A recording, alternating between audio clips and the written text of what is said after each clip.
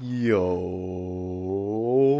what's going on, YouTube, and welcome back to Goal Line Hockey. It's your boy, Kevin Forsythe, and today we're going to make light of the Pittsburgh Penguins. Now, I know Penguins fans are a little disappointed right now as their 10-game winning streak came to an end the other night over the weekend, but there's a lot of optimism in Pittsburgh right now. They just had a 10-game winning streak. And it may be from some guys that in the beginning of the year, you would have told me you're crazy for thinking that was the key contributor to their success this year. We'll be taking a look at that today.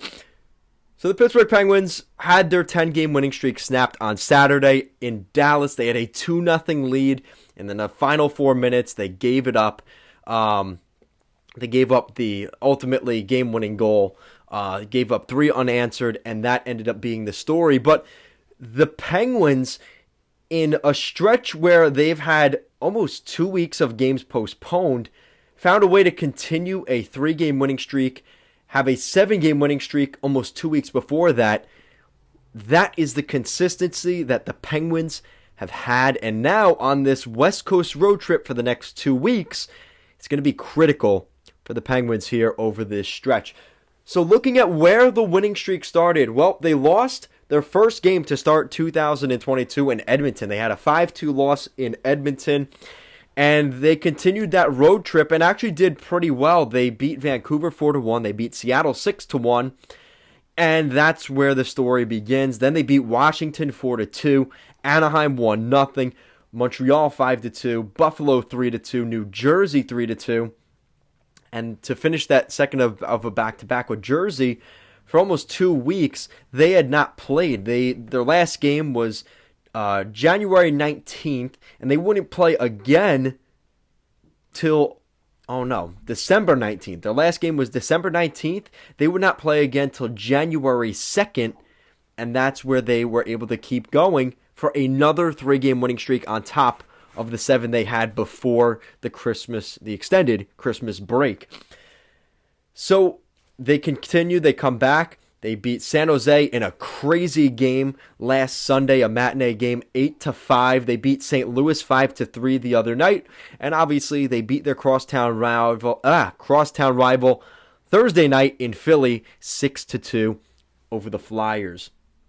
Now, I think what's really interesting is some of these stats they made in a little thing from the NHL. So they talked about a couple players. So Jake Guentzel has 15 goals and 10 assists. So 25. Sorry, I couldn't hear what you said. Sorry, could you say that again? No. That was the Apple Watch, and it just threw me off so bad. It's not even funny. I apologize for that, guys. 25 points in 16 games for Jake Guentzel. Sidney Crosby, remember he was injured. He might come out of the gate kind of slow. Nah, not for Sidney Crosby. During this 10-game winning streak, he has 3 goals and 13 assists, 16 points over that stretch. Brian Rust, over his last 3 games, the last 3 games coming back into 2022, Brian Rust has not had any sign of rust on him over that almost 2 weeks off. You see how I did that? 13 points in 3 games. That is video game numbers for Brian Rust. 7 goals and 4 assists in 3 games so far in 2022. And obviously the losing streak kind of yanked that away. But now this is the guy you guys probably weren't expecting me to talk about, Evan Rodrigues. But he has in 9 games, 7 goals, 7 assists, 14 points in the past 9 games. This guy has been really good in the NHL. And actually the other day on NHL Network, they were talking about Evan Rodrigues, how his puck control percentage coming into the zone has been extremely good. He's got one of the best numbers in the league, even more so than Sidney Crosby, who he plays with. That's pretty damn good. Evan Rodrigues has just turned it on to a different level this year for the Penguins. And if there's an award for the most improved player, which the NHL doesn't really have, that's not how it works, but he is definitely at the top of that list, no questions asked. Now you look at power play percentage and penalty kill.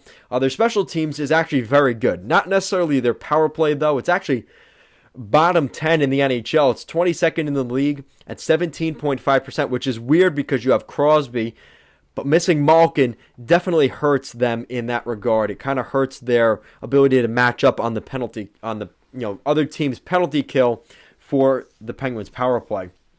It's not as effective. Their penalty kill, though, is number one in the NHL. 90.4% on the penalty kill. And a lot of that, what do they always say? Your best penalty killer is your goaltender. And a guy that I gave a lot of heat to in the offseason, a lot of Penguins fans gave a lot of heat to, and everybody in media, Tristan Jarry. The turnaround of Tristan Jarry this season has been nothing short of incredible. In terms of goals against average and save percentage, he is in top 5 in both of those categories across the entire league. His goals against average, a 1.90. There's only 2 goaltenders that have better stats than him, and that is Jack Campbell of the Leafs and Charlie Lindgren of the St. Louis Blues. And Charlie Lindgren is a backup. He doesn't have the stats of Tristan Jarry in terms of games played. So Jack Campbell is realistically, if you talk about 10-plus games, Jack Campbell has the best stats in that regard. Save percentage, he's number 5 on that list, so he stays in the top 5. A .933 save percentage, and you look at the goaltenders ahead of him there, they're Igor Shesterkin and Jack Campbell. Pretty good company to be in there for Tristan Jarry. And you look at his numbers throughout this season. In his 26 starts this year, he has 17 wins, so a really impressive season for him so far. And at 26 years old, Tristan Jarry has finally become the goalie that Penguins fans were hoping for. And kind of what Brian Burke was saying in the offseason, everybody was critiquing, saying, are you keeping Jarry? Are you adding a goalie? What are you doing there? And he was very adamant that we are keeping Tristan Jarry, and we are living and dying by the sword of Jarry as our goalie, and he has been able to come up huge for them. Casey DeSmith has also put up some pretty solid stats, especially in December. He played very well for the Penguins, and despite not having Malkin all of this season so far, despite losing Gensel throughout the season at certain points, starting the season without Crosby, you look at where the Penguins sit right now. They're sitting in a pretty good spot. Right now, they technically sit in 4th in their Metropolitan Division behind the Hurricanes, Rangers, and Capitals. But there is a 3-point gap between the Rangers and the Capitals and the Penguins, and a 4-point gap between them and the Hurricanes. So the Penguins are right there. And the difference between them and the next team in the Eastern Conference, there is a 9-point gap between them and everybody else in the Eastern Conference lower than them. So the Penguins, man, this is a really exciting team. And like I said, a lot of that is contributed to Evan Rodriguez, Brian Rust, and Tristan Jarry. They have been incredible for the Penguins this year. John Marino as a defenseman, Oilers fans really, eating dirt on losing him for a 7th-round pick. John Marino, a very good defenseman for them. Chris Letang has been huge for them on the back end as well. Jeff Carter up front has been really a nice addition there. And one that I was kind of, at the time, like, is he a good fit? He's fit in really nice for the Penguins. And this team, man, they are just getting it done. And now you got Brian Dumoulin back healthy. Like, the Penguins, once Malkin comes back, this is like Thanos coming in when you've got that team together. You're picking up all the Infinity Stones, right? You got Crosby back in the lineup. You have a healthy Letang, a healthy Crosby, a healthy Malkin coming in, a healthy Gensel, a healthy Dumoulin. You got the 5 Infinity Stones, and they snap their fingers, and the Crosby-led Thanos Penguins could be the Stanley Cup champions in 2022. I gave them a lot of heat in the preseason, saying this is the year the Penguins are going to fall off, and all of you guys keep telling me year after year, don't bet against Crosby, don't bet against Malkin. It's a mistake. You're going to make that mistake, and here I am once again eating it because the Penguins have been really that good. So let me know what you guys think in the comment section down below. Do you have the Penguins making the playoffs in 2022? And if you have them making the playoffs, do you have them maybe going even further than that, maybe going on a deep playoff run?